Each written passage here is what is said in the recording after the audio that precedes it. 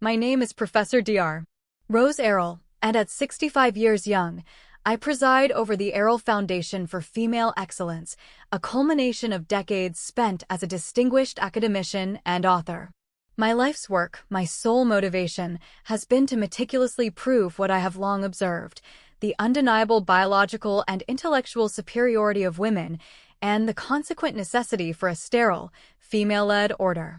This office, a bastion of quiet competence within our gleaming metropolitan high-rise, is meant to be a testament to that vision.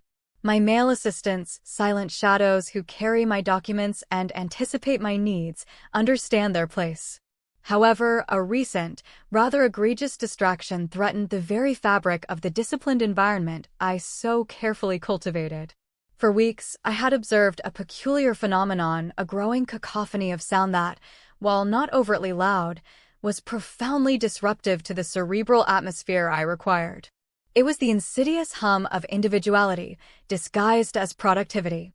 Almost every one of our software developers, a team predominantly comprising young men, sat cloistered behind enormous, noise-canceling headphones.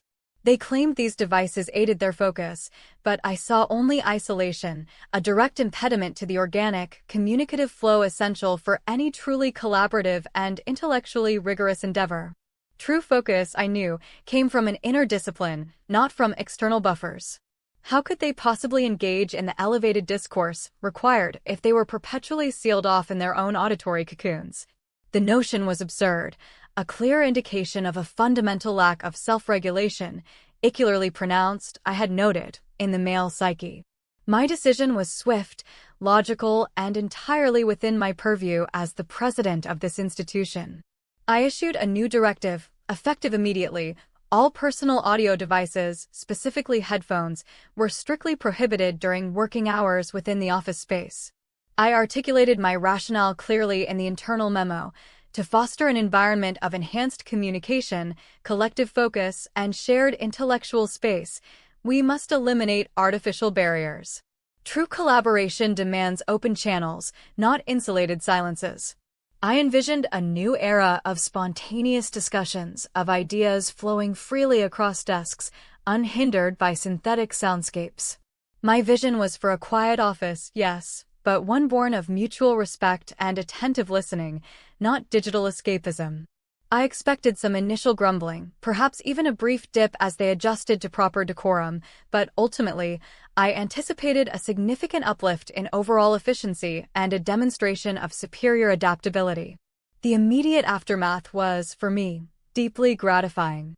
The office, once a landscape of bowed heads and pulsating ear cups, transformed. Faces were visible, expressions readable. A hushed silence descended, punctuated only by the gentle click of keyboards and the occasional, almost timid, cough. It was precisely the kind of serene, focused environment I had envisioned. I made my rounds, observing. A few of the younger men looked up, startled as I passed, their gazes momentarily unfocused before snapping back to their screens. I interpreted this as a healthy reintegration into the shared space, a dawning awareness of their surroundings. Some of the women, particularly those in project management roles, seemed to settle in with renewed composure, appreciative, I presumed, of the restored clarity. Finally, I overheard one say to another, "I can hear myself think." Yes, exactly. The male tendency toward sensory overload and distraction was precisely what I aimed to correct. However, over the next few days, the silence became less a sign of focused work and more an oppressive blanket. The spontaneous discussions I had hoped for never materialized. Instead, communication seemed to fragment, devolving into frantic instant messages and terse emails, even between desks mere feet away. I attributed this initial awkwardness to a lack of proper socialization, a consequence of years spent hiding behind their devices. They simply need to learn how to engage, I mused to my executive assistant, a rather earnest young woman named Clara, who merely nodded, her expression unreadable. I noticed a distinct lack of the usual animated chatter that, even if unproductive, had once filled the air. Now it was a stillness born not of peace, but of tension. Reports began to trickle in from team leads, detailing unusual delays, missed internal deadlines, and a general malaise settling over the development team. One young man, barely out of university and still clinging to the illusion of his own indispensability, dared to suggest during a quarterly review that the headphone ban was impacting workflow. He claimed the open-plan office noise, now unfiltered, made it impossible for him to concentrate on complex coding tasks. I met his gaze with a cool, unwavering stare. "Mr.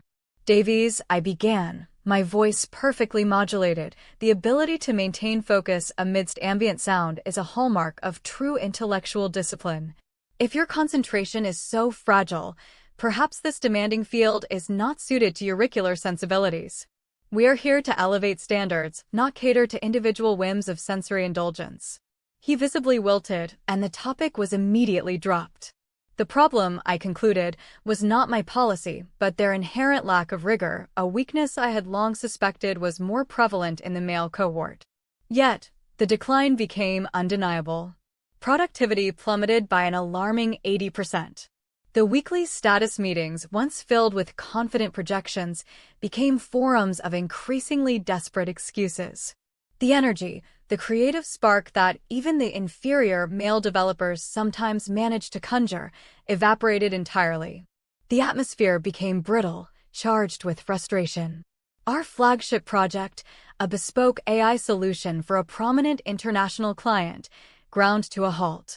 The deadline, once comfortably within reach, loomed large and menacing.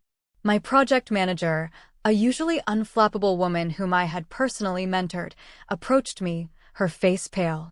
"Professor," she began, her voice tight with suppressed panic, "the team simply cannot deliver.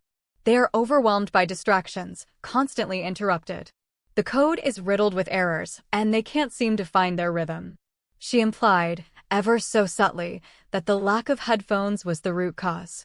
I merely looked at her, disappointed. "Rhythm, my dear," I stated, "is a discipline of the mind, not a function of noise cancellation.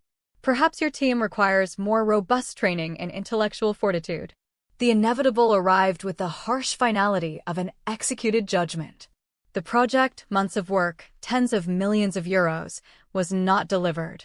We lost the client, a monumental blow to the foundation's prestige and, more importantly, its financial stability. The fallout was immense, ripples of failure spreading through the entire organization. But as I sat in my vast, silent office, the city lights twinkling far below, I felt no remorse, no self-doubt.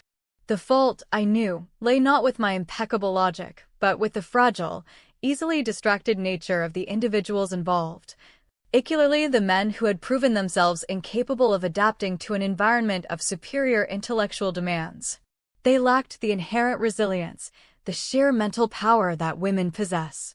My vision was pure, my principles unassailable.